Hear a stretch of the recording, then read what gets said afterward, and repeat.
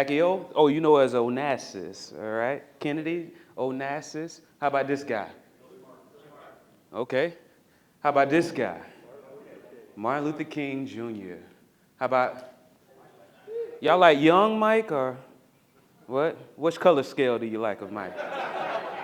No? All right, let's see. How about her? Queen of Mean, I believe that's what they call her, right? How about this guy? All right.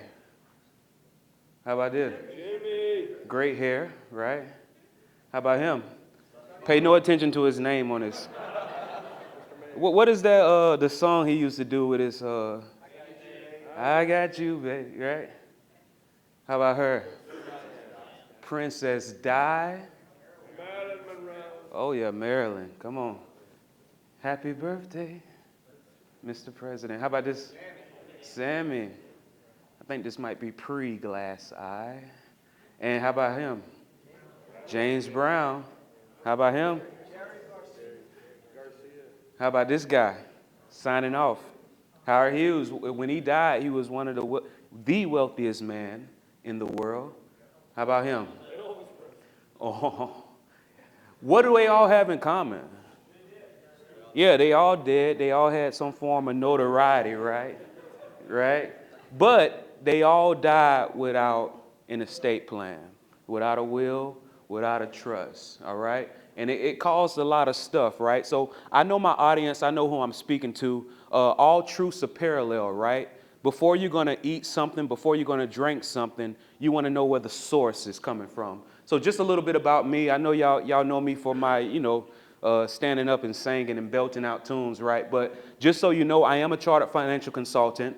I am a chartered life underwriter. You remember that CPCU, Chartered Property Casualty Underwriter, that Chip kept talking about? I am that, right? I achieved each of these designations in less than 3 months each. It's because I understood the content and I knew how to look at it and decipher what was necessary in order, like the nectar of it, all right? I am a registered instructor with the Florida Department of Financial Services. This year alone, I've instructed over 1,000 students, including insurance professionals for the agents, including public adjusters, all right? I provide training and consulting for federal, state, and local governing agencies as well, and I also assist business owners and individuals with tax mitigation, all right?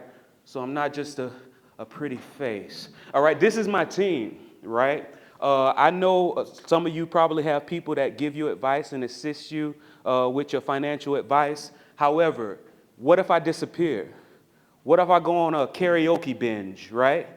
And I'm over it overseas. You can't get in touch with me. You want to know that you have a team of people that's here to assist you, all right? And since I am going to be talking about estate planning, no, like Ian said, I am not an attorney. However, I do surround myself with very studious attorneys. One of the attorneys that I have with me is Jennifer Cermak. She's a JD from Oklahoma City. She got her JD from Oklahoma City University School of Law. She's experienced in estate planning, probate, contract, family, criminal defense, personal injury, and federal civil litigation. She's a special public defender for juveniles, a guardian ad litem. I don't know if y'all ever heard that term. And she's a black belt in Taekwondo. So when she tells me something, I don't say no, right? I also have my friend, Andrew Victor. I truly believe that everybody should have at least one friend who graduated from Harvard. This is my friend.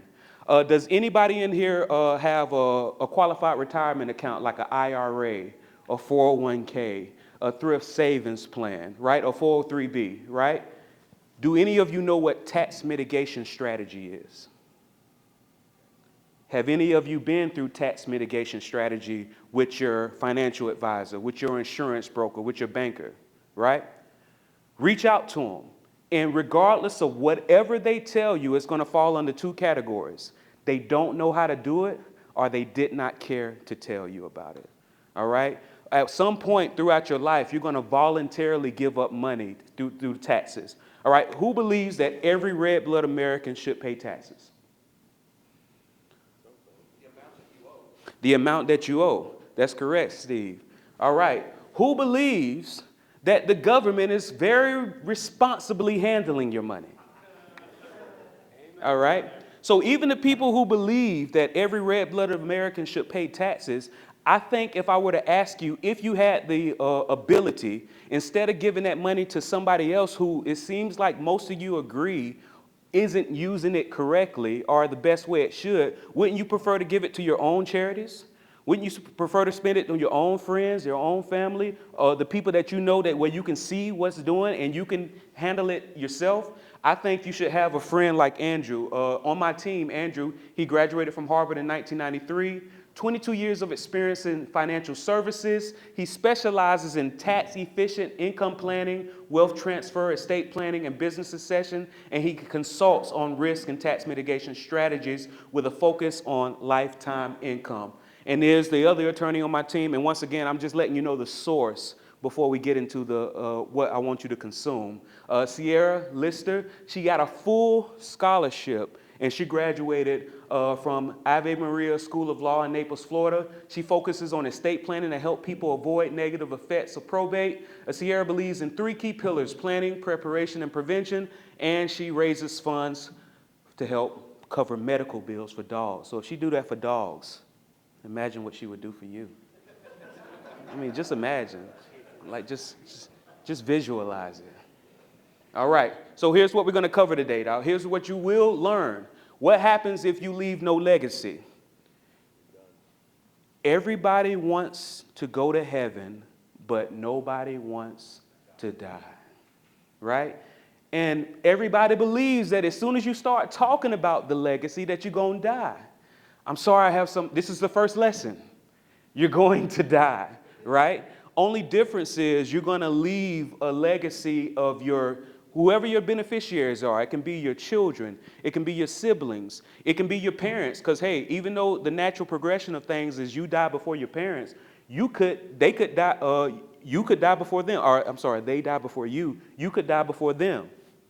The way the circle of life works out is they raise you from diapers, and then you take care of them in diapers, right? If you're not there, they need a lump sum of money to assist, all right? I'm going to talk about 7 everyday situations that can lead to an emotional tragic results on how to prepare for them. Who believes that you can avoid probate? Well, first off, anybody here know what probate is? Does anybody want to voluntarily send their family to probate? Absolutely not. Probate is court, but believe it or not, a lot of people think that's required. You can avoid it if you have the right planning. For example, some people say if you put your beneficiary, for example, if you want somebody to have your house, you can avoid probate by doing what? Well, trust, but what most people say. What a lot of people do is they put the title of the person, the name of the person on their title. They also put the name of the person on their bank account. Does anybody know the disadvantage of doing that? Yes, you avoid probate, but does anybody know the disadvantage? Could be taxes, but what if that person that you put on your home, that person that you put on your bank account, what if they go through divorce? What if they got a good attorney, like the attorneys that we have in here, and then they do a search, and they figure out that that person's name is on your home? That person's name is on your bank account. They can make a claim to include that in marital property. Or you can get a trust, a properly executed trust. All right, we're going to talk about how to write the ultimate love notes to your family. How many of y'all got old phones that you keep? The screen probably cracked, but it got some of your favorite pictures on it. I still got my grandparents to where we have photo albums, right? The system that I'm using, you can upload videos. You can upload all of your photos, and whoever you decide to leave as beneficiaries in your trust, you can have a video message to them so they can see why you did what you did and decisions that you made, right? We're going to talk about how to develop a tax-free income. Anybody in here getting Social Security? You get okay. We got some questions for you. You look too young, all right? But I got you. Special needs? Oh, sorry to hear that. But check me out. Does anybody realize that when you look up Social Security, it's not supposed to be taxed? It's only taxed because of the other bad income you have. I know how to put it in the right situation to where that Social Security is not taxed, because you can get taxed up to 85% of that unless you have it situated the right way, and how to potentially lower and eliminate taxes on your Social Security, like I said. All right, so let's start out with a story, all right? And I'm going to embellish this story a little bit, all right? Anybody ever heard of a farmer named Jed? Right? So this is Jed. Jed has done pretty well for himself, everybody. Jed, he's a multimillionaire, right? And he has nobody to leave his money to. Anybody want to meet Jed? I set him up on a blind date, right? Multimillionaire. The only person he has to leave his money to is, and this is his estate, y'all. You know you have way too much money when you're doing this type of thing to your vegetation, right? Too much money, right? All right, this is his estate. This is his pool house, right? He has a house just for the pool. And the only person that he has to leave this all to is his daughter, Ellie Mae, right? And even though Ellie Mae, he's pretty sure that if she has to, she can handle this responsibility, this estate, all these millions of dollars. And I know she can handle it because you've seen my attorneys. I don't got no men attorneys. They're women. I know they know how to multitask. They know how to handle things, right? But he said, you know, I'm not going to just put it on her. What I'm going to do is I'm going to do a Facebook ad campaign. And I'm going to find the most eligible bachelors in the area, and I'm going to invite them to have this beautiful dinner, right? And then, because once they get all full and good on my drink, I'm going to take them to the backyard and tell them why I really invited them. I'm going to let them know that I'm looking for an eligible bachelor for my daughter, Ellie Mae, right? Oh, man, Steve knows every presentation, right? I'm looking for a bachelor for my daughter, Ellie Mae, right? And I have one of three gifts. I'm either going to give you $1 million. I'm going to give you 10,000 acres of my best land, or I'm going to give you my daughter's hand in marriage. And keep in mind, if you get my daughter's hand in marriage, you're going to get everything, right? And I want you to jump in this pool and swim to the other side. So whoever has the courage to jump into this pool and the skill to swim to the other side, even though there's alligator in this pool, right? I think that's a croc. Even though there's snakes in this pool, even though there's piranha in this pool, if you jump in this pool and you swim to the other side, I'm going to give you one of those three gifts. And it's before he can get it out of his mouth, he heard a splash in the pool, right? And in 4.6 seconds, a world record, John emerged from the other side of the pool. And that's when he said, man, I can't believe you did that, man. Man, perfect, man. You did that. You did it in 4.6 seconds. Here it is, $1 million. John says, I don't want $1 million. He said, okay, well, you don't want $1 million. Here it is, 10,000 acres of my best land. He said, I do not want 10,000 acres of your best land. He said, well, that's perfect, son. Welcome to the family. Welcome to the family, John. You're going to get my daughter's hand in marriage, and you're going to get everything. He said, I don't want Ellie Mae hand in marriage. I grew up in the same town with her. I know what time it is. He said, well, if you don't want that, what do you want? He said, I want to know the name of the man who pushed me in that pool. It's funny, right? And we all laugh, but what happens when somebody, metaphorically speaking, pushes you in the pool, right? What happens when you get that call in the middle of the night that your daughter was just in a bad accident, right? What happens when you get that call that your brother-in-law was just killed, right? What happens when you get that call that your teleprompter went out? Right? What happens? A properly executed estate plan can help you out. And y'all give me one moment while I consult the experts. And I'll keep going, but I'm going to stop my clock. Can I do that? All right. All right, so, matter of fact, I don't want y'all to lose the juice, so let's just wait a little bit. So far, how y'all liking the presentation so far? Yeah, thank you. I appreciate that. I appreciate it. Just the information is just too hot for TV. Appreciate it, sir. All right, so like I said, we're going to be talking about all of these effective estate planning. So does anybody here have an estate plan already?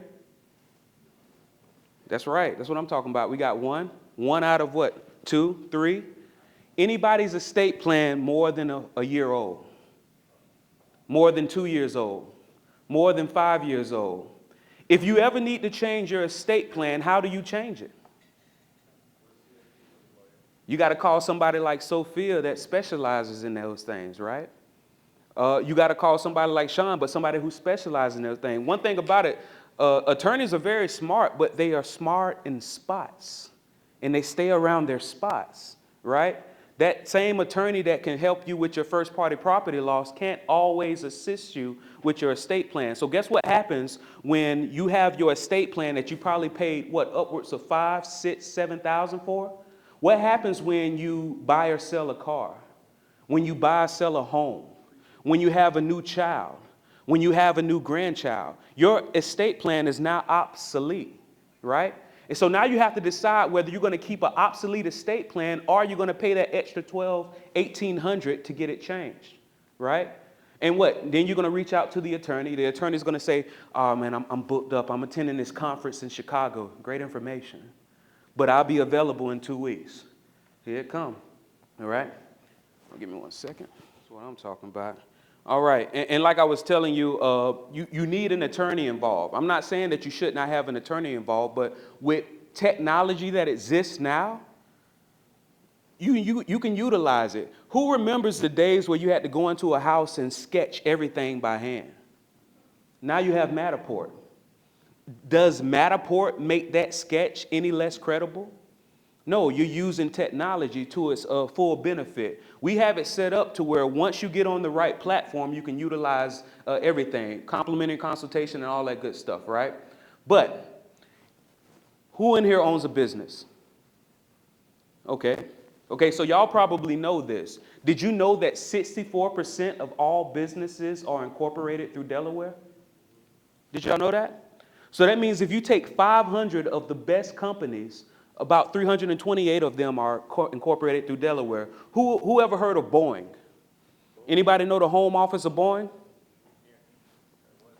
It was here. I think it's in St. Louis now, right? Incorporated through Delaware. Anybody ever heard of Coca-Cola? Do you know where the home office of Coca-Cola is? I think it's in Atlanta now. But it's incorporated through Delaware. Let me give y'all a trick question. Who knows where the home office of Walmart is? Arkansas. Do you know where they're incorporated through? Tell me. No, South Dakota. I told you it was a trick question. You know, whoever their attorneys are decided that that would be the best state to incorporate with. But just so you know, that's called jurisdictional shopping. That means that as an American citizen, you can shop in whatever state for what you need to give you the best deal, the best price. All right? The same works for businesses, because we're not talking about businesses, but the same also works for trusts. You can situs your trust anywhere you want. When you're doing a trust through Illinois, when you're doing a trust through Texas, when you're doing a trust using Florida law, everything has to be by paper. And that's when you have to schedule that appointment with that attorney that's not going to be available for a couple weeks. And then when they do get you in, they're going to let you know, oh, well, all you need to do is change your house. But when I changed this, it bled over into this. And when it bled over into this, it bled over into that. Give me a couple weeks and I'll make that change for you. They make the change. They send you the paper. You put some holes in it, and then they send you a bill for another $1,200, $1,800. Or if you're using Nevada trust laws, it can all be digital. You can make the changes yourself if you wanted to. You can call me, you can call Sierra, but you don't have to go through that whole process, right? And using technology, you don't have to pay to make those changes. All you pay is one flat rate using Nevada law. And if anybody wants to read this article, you can Google the 8 reasons Nevada is leading trust situs, okay? And he looks like his trust is in Nevada. Right? It's a beautiful smile. I don't know if he got his all top teeth. They call them top teeth where he's from. All right. So, what's better, a will or a trust? A trust. Anybody say a will? You have to have one of those. It depends. That's an attorney over there? Yeah. You can have a will, you can have a trust, but most people say a trust is better than just a will by itself. Here's another question. Does having a trust guarantee that you avoid probate? Absolutely not. Only a funded trust avoids probate. And when I say funded, I'm not talking about money. I'm talking about retitling all of those assets into your trust. And keep in mind, when you're dealing with states like Florida, like Illinois, like Texas, that has to be done by paper, it can take up to 2 to 8 weeks to fund it. It's complicated, and most attorneys, even attorneys that specialize in estate planning, are not going to fund your trust because of the liability. They're going to give you the paperwork, and then you're going to send it to those people to retitle your stuff, and then 30% of those people are going to send you back their own paperwork saying, hey, you got to do this. Guess what? What that ends up happening is a lot of this stuff never gets retitled, and all of this money that you spent on this trust was for naught, because still the property that you never got retitled in your trust has to go through what? Probate. Who wants to send their family to probate? Financial strategies, that's what we're going to be talking about. Tax planning strategies, tax on Social Security, and total tax and retirement, okay? So, pretend you didn't see that. What percentage of people do you think have a will in America? How did y'all know, right? 40%. What percentage of people do you think have a trust in America? 12? 20? Y'all are very pessimistic about the American society. 17%, right? Oh yeah, I'm surprised as well. But once again, even these trusts aren't funded. And these thousands and thousands of dollars that you pay for this trust that is not funded, you're still sending your family to probate. So what are the findings? Nearly half of all respondents believe that estate planning is only for the ultra-rich. Most people don't need it. Who knows what the threshold is? I know the threshold for Florida. Who knows what the threshold typically is in order for you to go through probate, dollar-wise? 6 million? For Florida, it's 40,000. Are you telling me the threshold to go through probate is $5 million? Yeah, I find that hard to believe, but do you believe that was the threshold? Inheritance tax. There you go. But you just told me a little something about, hey man, let's talk later, you know. Let's talk. I like how you do your thing. I think I might be able to help out. But in the state of Florida, it's $40,000. That's why Kyle keeps me around. I make him do the belly laughs, all right? It's $40,000, and I did not look, but I'm pretty sure some of you drove here in $40,000. I didn't look. But some of you have vehicles that's worth $40,000. So you're already in threshold territory, right? 25% haven't spoken to their families about their own death. Who imagines having a party, inviting your friends over and saying, hey, everybody, let's talk about when I die? It's not a good conversation, right? I was in high school for 7 years. They never told me this stuff. That's rude, y'all. You're not supposed to laugh at that. All right, 49% say their assets aren't worth enough to consider an estate plan. And once again, 40,000. If you have a home, how many of you own a home in here? Is your home worth more than, would you say 100,000? 200,000?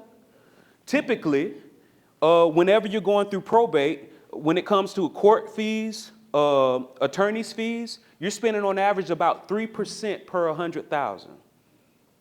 And you know a little something about it, right? 61% say a will is enough to meet their estate-related needs. No, a will only tells the judge what to do. And he don't even have to do that, right? And then when you only have a will, guess what you have to do? You have to put your personal business in the newspaper for the next 3 weeks.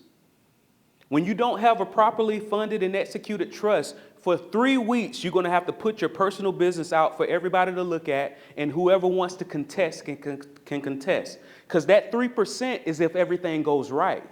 Once one person contests, and I'm pretty sure a lot of you are very nice people, right? You treat all your adjusters with love, right? So nobody's going to contest your will, right, when they see it in the newspaper. Now, I think so. 35% have experienced or know someone who has experienced family conflict as a result not having an estate plan or comprehensive will. And 46% of Americans are interested in learning more about estate planning. All right. So y'all, I'm going to skip through these scenarios real quick. All right. Technical issues included. I got about 8 more minutes. So let's see if anyone of you can relate to this stuff. A couple is in a car accident. All right. Their adult children come to the hospital but can't get information. Do any of you have a medical power of attorney on your parents or on your adult children? Did y'all know that if you show up to the hospital without a medical power of attorney, they can't even tell you nothing about what's going on? You can't make decisions. Somebody who does not know your parents are going to be making decisions. However, if you have a properly executed estate plan now for your parents and for children over the age of 18, you can show up to this hospital, get all of the information you need, and make decisions for them. All right? Is that a concern for anybody in here? I think so. What about death of the parents? A lot of people say the way that you avoid probate is just by naming beneficiaries. Anybody ever got that advice? Yeah. What if this guy here is the breadwinner, his wife is the primary beneficiary, the son is the contingent, and they're all three in the same car accident? I'm not talking about nothing that doesn't happen. This happens all the time, right? He's gone, she's gone, he's gone. And some of you say, hey, they might have other children it's going to go to. Yeah, that's cool. But what did they do unintentionally? They just disinherited their favorite grandkids. Because y'all know grandparents got favorite grandkids, right? Do you want to intentionally disinherit your favorite grandkids for those daughters who never visit you? If you're going to give them something, you wanted everything to go the way you want it to go, right? Is this a concern to anybody? What about joint tendency? Anybody familiar with that? Right? The parents puts the child on the house and bank account, and like I said, yes, that helps you avoid probate, but it just unintentionally invited other things to you. What if your child, because most people, if they're going to go through bankruptcy, it's going to happen the earlier parts of their lives, or they're going to get some good business attorneys, and they might go through bankruptcy as many times as they can, right? But what if you have them on your house, on your bank account, and then they go through bankruptcy, or they hit a car, kill a baby, now they $1 million lawsuit. Your house, they're getting taken. Your bank account, it can be included. Or you can have a properly executed trust. All right? Also divorce. That guy that you never liked in the first place, now he's divorcing your daughter, taking half of her money. Your money that you gave to her. All right? Lawsuits, bankruptcy. All right? What about parents with a large IRA? Anybody ever heard of an IRA beneficiary trust? Some of you. But some of you, it works not just for IRAs, but other qualified retirement accounts such as 401ks, IRAs, right? If you do not have an IRA beneficiary trust, this is what could happen. You see it? Right? Because you cannot stop the transfer of when you name them just as a beneficiary. However, when you put it in a trust and you structure it the way that you know it should be structured, just the structuring can pay for the taxes itself. And they could stop the transfer of the money. Why would somebody want to stop the transfer of the money? What if as soon as you die, that's when they're going through a divorce? That's when they're having that lawsuit. They could just say, hey, hold that money until I finish this business, right?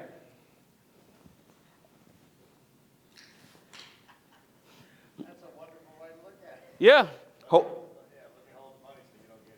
the money until I finish this business. Because what I'm trained to do is whenever you die, I'm going to bring your daughter in. I'm going to bring your son in. I'm saying, I'm sorry this happened, but how's your marriage going? Oh, it's going great. And then I'm going to shut the door. I say, really, how's your marriage going? Because if you see something happening in the next 6 months to 2 years, we can keep this money in this trust. But if they did not do that, oh yeah, it's going to get included. All right? And nobody likes talking about divorce, right? And we talked about IRA beneficiary trust. All right. And I'm just about to run through this real quick, y'all, just because I'm short on time. Conservatorship, you definitely want to take care of all the financial power of attorneys and all that. Again, and once again, if you want to talk more detail about it, I can set up an appointment with my attorney. But definitely, if something happens, I had a couple come in, 80-something years old. And they didn't want to get it started. They said, we're going to wait. I said, well, you're 84 and 85. Why don't you wait till you're 90? right? But guess what happens? The husband lost capacity just like that. He went to Walmart, what he does all the time, and then next thing you know, she gets a phone call 3 hours later. He doesn't know how to get to his car. He doesn't know his way home. And then she tries to go to court to get that conservatorship, but due to her medication, now she can't do it. But had she got that medical power of attorney, financial power of attorney in the beginning, it would have all squared away. All right, y'all. So let me go ahead and get through this. I want to show you this QR code. Let me just get to the end. This presentation is typically an hour long, but yeah, well, no, I used every bit of that 30 minutes minus the technical. But here you go. If anybody wants to talk more about this, I have a video. I also have it to where if you go to my website, shieldwellstrong.com, you can scan this QR code. You can take a 5-minute stress test. Now, let me tell you, if you score below 70%, you might be good. If you score below 70%, you might not need a trust. You might not need any estate planning help from myself. But if you score above 70, you might want to set up an appointment with me. All right, so anybody have any questions? Where do babies come from? So it's a stork that shows up. All right, thank you so much. My name is Randolph Love III.